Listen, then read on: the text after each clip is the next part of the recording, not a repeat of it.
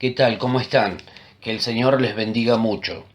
Quiero compartir con ustedes en esta primera etapa este mensaje que se titula La Iglesia Legalista versus la Iglesia de la Gracia. Vamos a tocar en este primer mensaje lo que tiene que ver con tres aspectos que le dan forma a la iglesia legalista. La iglesia legalista no es la iglesia que está en el corazón de Jesús. Por lo tanto, es una iglesia peligrosísima para la vida de cualquier persona que intente llegar a Cristo. Nosotros tenemos que saber que esta iglesia existe en nuestros días, pero que de acá a un tiempo ya dejarán de ser. ¿Por qué razón? Porque no se manifiesta el amor de Cristo, no está Cristo fluyendo en el accionar, en el movimiento de esta congregación legalista o de estas iglesias legalistas. Por lo tanto, de acá a un tiempo desaparecerán por completo. Son iglesias que no crecen, son iglesias en las que no hay una vida espiritual fluida y espontánea, son iglesias en las que básicamente Cristo queda a un costado. Así que en este primer mensaje vamos a hablar de la iglesia legalista y vamos a ver tres aspectos que le dan forma justamente a esta iglesia. Próximamente vamos a estar hablando de la iglesia de la gracia, la que expresa gracia, y que esa sí es la iglesia que está en el corazón de Jesús, es la iglesia que debe conformarse en nuestro medio para poder justamente expresar la vida de Cristo a través nuestro. Quiero que me acompañes a Juan, Evangelio de Juan, capítulo 8. Vamos a leer desde el versículo 1 al versículo 11, una historia conocida por muchos, pero vamos a descubrir tres aspectos, como dijimos, que le dan forma a la iglesia legalista. Y Jesús, dice, se fue al monte de los olivos, y por la mañana volvió al templo, y todo el pueblo vino a él, y sentado él les enseñaba. Entonces los escribas y los fariseos le trajeron una mujer sorprendida en adulterio, y poniéndola en medio le dijeron: Maestro, esta mujer ha sido sorprendida en el acto mismo de adulterio, y en la ley nos mandó Moisés apedrear a tales mujeres. Tú pues, ¿qué dices? Mas esto decían, tentándole para poder acusarle. Pero Jesús, inclinado hacia el suelo, escribía en tierra con el dedo. Y como insistieran en preguntarle, se enderezó y les dijo: El que de vosotros esté sin pecado, sea el primero en arrojar la piedra contra ella. E inclinándose de nuevo hacia el suelo, siguió escribiendo en tierra. Pero ellos, al oír esto, acusados por su conciencia, salían uno a uno, comenzando desde los más viejos hasta los postreros, y quedó solo Jesús y la mujer que estaba en medio. Enderezándose Jesús y no viendo a nadie sino a la mujer, le dijo: Mujer, ¿dónde están los que te acusaban? ¿Ninguno te condenó? Ella dijo: Ninguno, Señor. Entonces Jesús le dijo: Ni yo te condeno, vete y no peques más. Lo primero entonces que tenemos que definir para poder comprender lo que viene a continuación es qué es el legalismo, de qué se trata esto del legalismo. ¿Por qué decimos que las iglesias legalistas son peligrosas para todos aquellos que intenten acercarse a Cristo? Básica y sencillamente porque el legalismo es un sistema de creencias humanas rígidas y ritualistas basadas en mentiras y que pretenden tomar el lugar de Dios. Es una iglesia cuya conformación de base tiene a la mentira. La base de esta iglesia es la mentira. Por lo tanto, es imposible que podamos unirnos en son de llevar adelante algún proyecto. ¿Por qué? Porque la mentira, si nosotros queremos vivir en la verdad de Dios, no podemos permitir unirnos a una iglesia, por más que tenga el título de iglesia, cuya base es la mentira. Mucha gente dice: no hay que hablar mal de las iglesias legalistas, hay que unirse, debemos ser una sola iglesia. El asunto es que en este caso no estamos hablando de opiniones, no estamos hablando de puntos de vista o de manera de ver las cosas, sino de mentiras.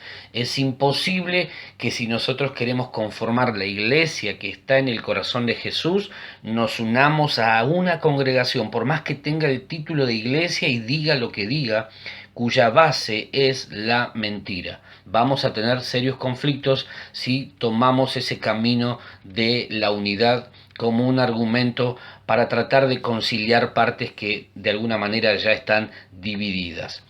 Vamos a ver entonces tres características de la iglesia legalista. En este texto que leímos recién encontramos los dos tipos de iglesia, la iglesia legalista y la iglesia de la gracia. Tres características. La iglesia legalista, ministra desde la culpa.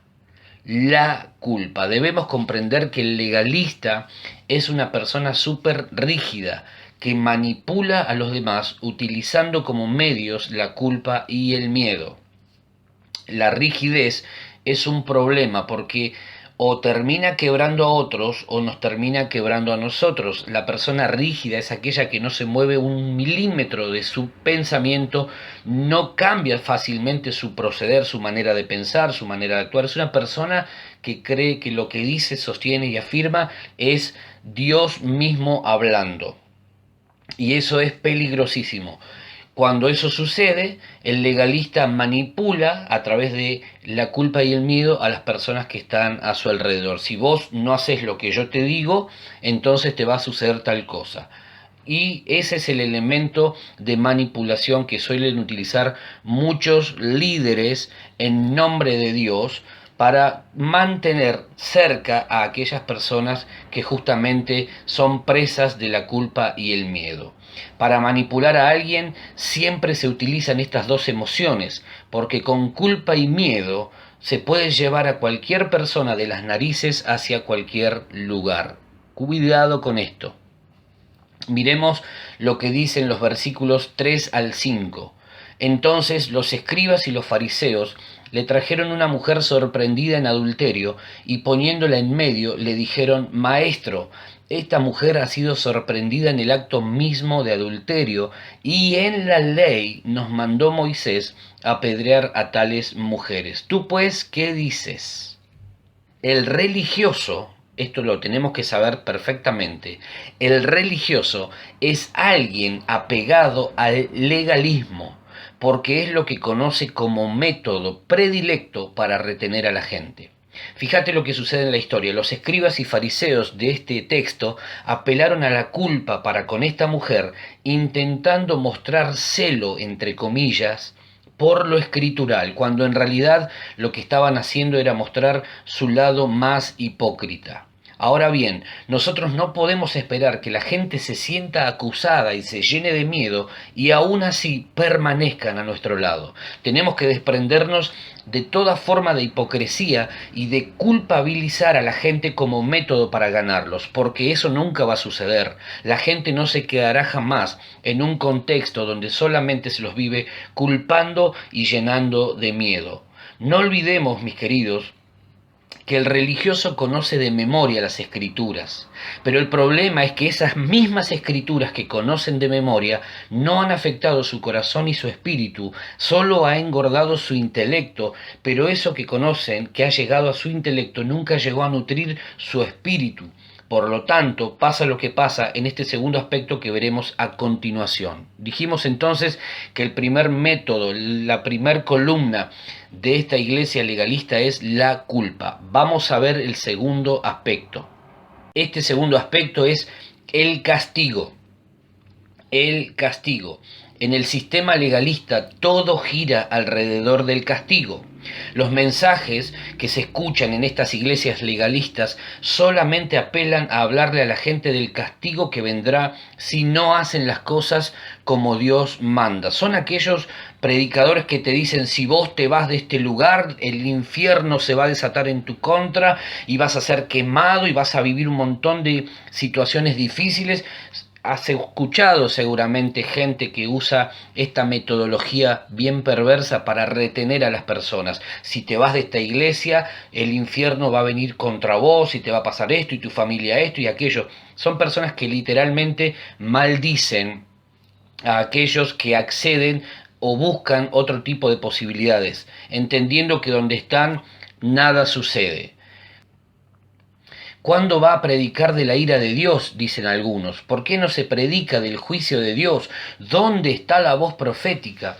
Entiéndase la voz profética como la voz que trae juicio, tal como sucedía en la antigüedad con los profetas, que denunciaban los pecados de una persona o de una nación a diestra y siniestra.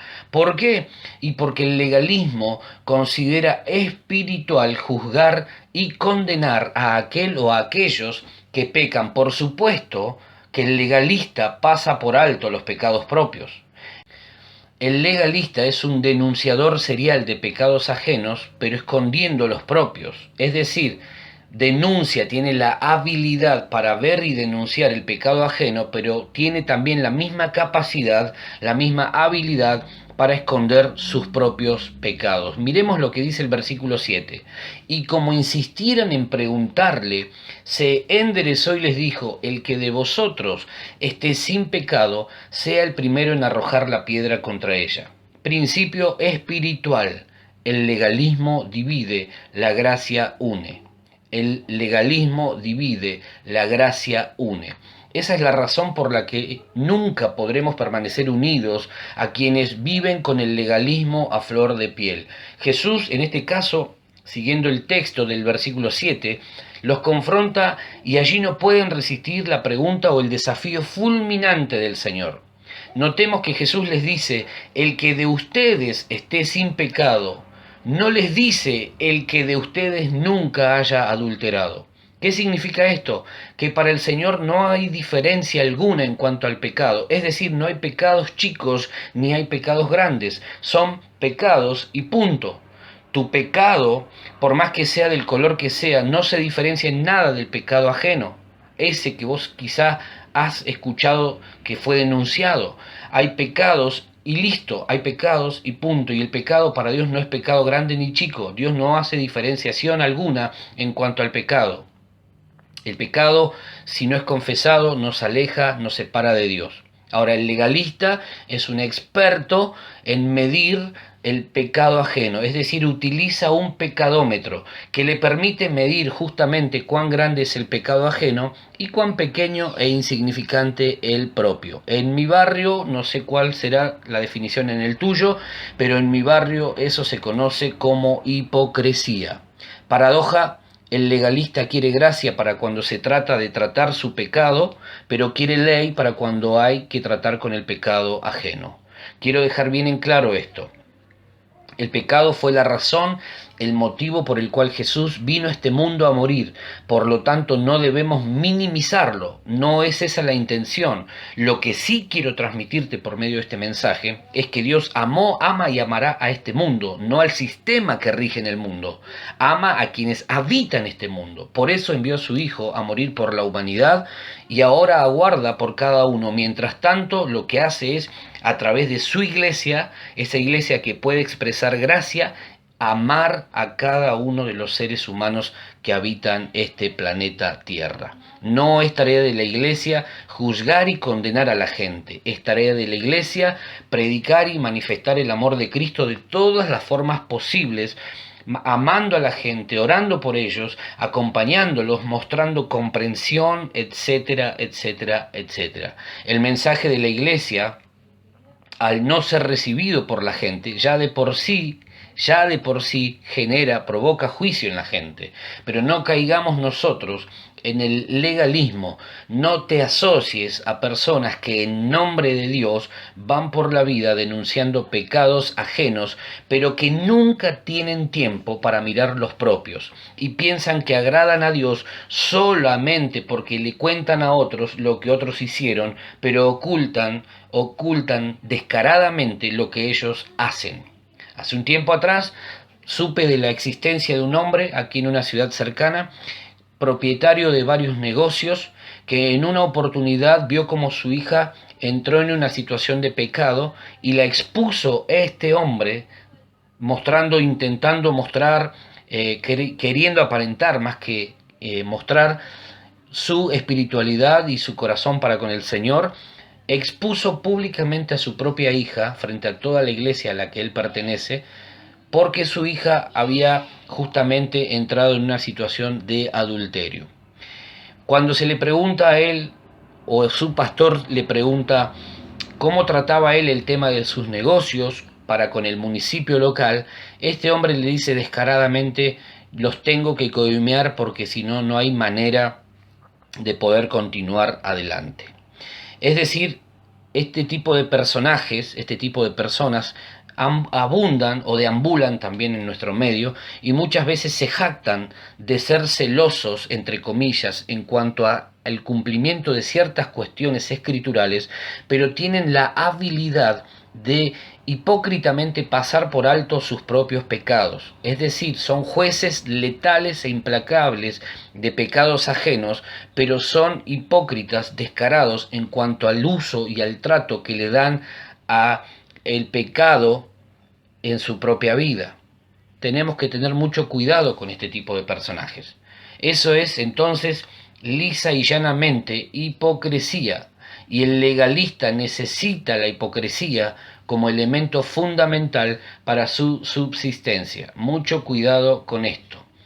Jesús conocía la problemática de esta mujer, pero eligió amarla, aún por encima de los pecados que hubiese cometido, y esa es la actitud que debemos manifestar nosotros como iglesia de Cristo, como iglesia lleno de gracia o llena de gracia y de verdad.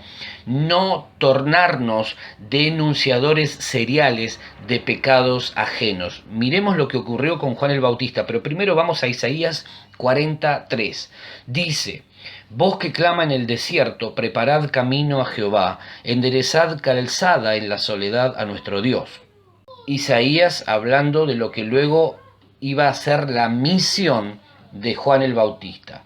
Juan 1, 19 al 23 dice: este es el testimonio de Juan, cuando los judíos enviaron de Jerusalén sacerdotes y levitas para que le preguntasen: ¿tú quién eres? Confesó y no negó, sino confesó: yo no soy el Cristo.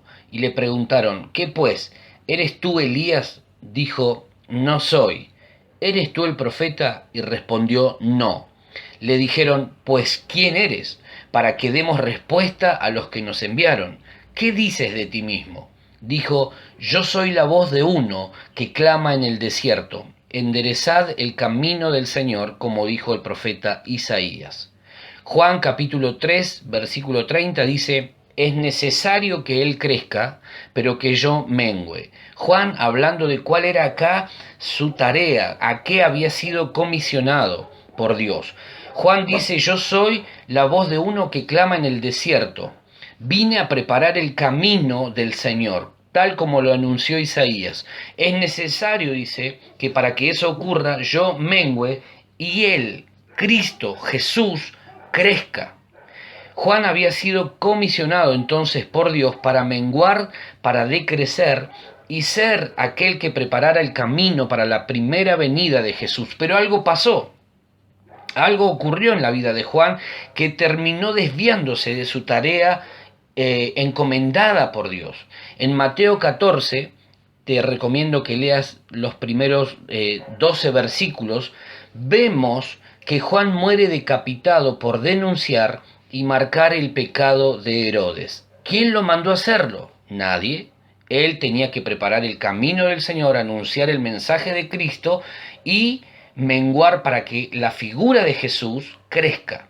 Sin embargo, en este punto, allí en Mateo 14, lo vemos denunciando pecados ajenos y eso le costó la vida. Cambió su misión y perdió la cabeza y perdió la vida. ¿Cuál es la enseñanza entonces? No pierdas la cabeza por meterte en cuestiones ajenas. Haz lo que fuiste llamado a hacer y déjale a Dios el resto. No pierdas la cabeza por meterte en cuestiones ajenas. Juan terminó perdiendo su vida por empezar a denunciar pecados ajenos, cosa que no se le había pedido que hiciera. Él tenía que preparar el camino para la primera venida de Cristo y sin embargo, cuando perdió el foco, se desenfocó justamente y terminó haciendo aquello que no se le había pedido que hiciera. Culpa, castigo. El tercer punto de esta iglesia legalista es que necesita de las apariencias. apariencias. En el sistema legalista, las apariencias, mis queridos, son sumamente importantes. Los legalistas tienen apariencia de piedad, pero niegan totalmente, rotundamente, la eficacia de ella. Para sostener las apariencias, los legalistas separan su vida en dos. Separan por un lado lo secular y por otro lado lo espiritual. Y la ropa es lo que marca para ellos la santidad. Es decir, lo que importa es la conducta en la iglesia. En la iglesia los vas a ver vestidos de punta en blanco con lo mejor que tienen, pero después en el día a día, en su trabajo, en su hogar, en todo lo que hacen, que no tiene que ver con lo espiritual, son personas sumamente desastrosas. El domingo los vas a ver que se ponen su mejor traje, su mejor pilcha, su mejor Biblia, la más grande, van a la iglesia, cantan como nadie, adoran como nadie, pero el día lunes, cuando vuelven a la cotidianeidad, a lo cotidiano, a lo doméstico, te das cuenta que a lo mejor no condice la imagen que empiezan a mostrar con la del domingo. Empiezan a hablar mal, chistes con doble sentido, miran a todas las mujeres de arriba abajo, las desnudan por completo, pero lo que importa para ellos es mantener la apariencia de persona espiritual. Todavía, al día de hoy, hay iglesias que se cuestionan si la mujer puede pintarse o no, si hay que estudiar o no, si podés ponerte un arito o no, si está bien o mal operarse estéticamente o no. Al día de hoy, siglo XXI, hay personas dentro de las iglesias, líderes, que preguntan y cuestionan este tipo de situaciones. Esta teoría, entonces, de la apariencia de la doble vida secular y espiritual, hizo que la gente empiece a cuidar su imagen y dijeron hay que dar buen testimonio. Por ejemplo, se murió el hijo de alguien y para dar buen testimonio delante de los demás, entre comillas, ¿no? Delante de los demás, ¿qué decimos? Dios sabe todo. Efesios nos dice que al que debemos darle testimonio es al infierno, no a la gente. Por esta razón entonces es que lo importante comenzó a ser lo aparente, las apariencias y mostrar una imagen de algo que en realidad no es tal. Por lo tanto, el engaño era el común denominador. Mucha gente en la iglesia legalista vive del engaño. Líderes dentro de las iglesias legalistas que viven con el engaño a flor de piel. Tienen una doble vida. El domingo los ves muy espirituales, entre comillas, y el día lunes, una vez que arrancó lo doméstico, lo de todos los días, se olvidan de su espiritualidad, la ocultan, la esconden y empiezan a vivir como uno más de este sistema. Mucho cuidado con esto. El legalista entonces necesita de las apariencias para continuar con su vida. La hipocresía es una de sus armas predilectas y los demás son sus blancos predilectos para mantener su nivel de vida. Principio espiritual: tu imagen exterior debe coincidir con la imagen interior de quien eres en Dios. Aún hoy hay personas en las iglesias que bajo un manto de aparente piedad, con altos rasgos de hipocresía, ponen de manifiesto su legalismo, juzgando y condenando a todo aquel que llega a ella por su aspecto o condición. Mucho cuidado con tomar esa postura. Yo no quiero ser parte ni quiero ser pastor de una iglesia legalista. Dios me libre de ser una persona legalista. No vamos a aceptar en nuestra congregación juicios de ningún tipo acerca de las personas que lleguen. ¿Por qué? Porque nuestra tarea es amar a la gente. Nuestra tarea no es juzgar ni condenar a la gente. Nuestra tarea es amar a la gente y esperar el momento en que el Espíritu Santo vaya generando los cambios necesarios para que esa persona pueda experimentar un cambio profundo y radical en su condición de vida, en toda su vida. Mi querido amigo, mi querido hermano, revisemos si acaso en nuestra vida hay algún rasgo de estos que mencionamos. Si es así, si descubrimos que hay alguna característica de legalismo en nuestra vida, vamos a eliminarla, vamos a sacarla. ¿Por qué? Porque esa iglesia no es la iglesia que ocupa el lugar primordial en el corazón de Jesús. El Señor se mueve de otra manera, ya lo vamos a ver en un próximo mensaje, pero quiero pedirte esto. Quiero pedirte que a la luz de la palabra puedas examinar realmente si hay algún rasgo de legalismo en tu vida. Si utilizas la culpa, el castigo, la hipocresía, el engaño, la mentira, para que de alguna forma las cosas ocurran como vos querés que ocurran. Si esto es así, déjame decirte entonces que estás viviendo un legalismo acérrimo, profundo, y necesitas deshacerte de eso, porque de lo contrario, o te van a matar o vas a matar a alguien. El legalismo provoca esto, y en un próximo mensaje vamos a descubrir cuán difícil es poder agradar al Señor viviendo dentro del marco de lo que genera el legalismo. Mis queridos hermanos, que el Señor les bendiga mucho. Oramos para que nuestra congregación sea una congregación que ame profundamente a la gente, que no emita juicios, que no se atreva a levantar la voz juzgando o condenando a ninguna persona.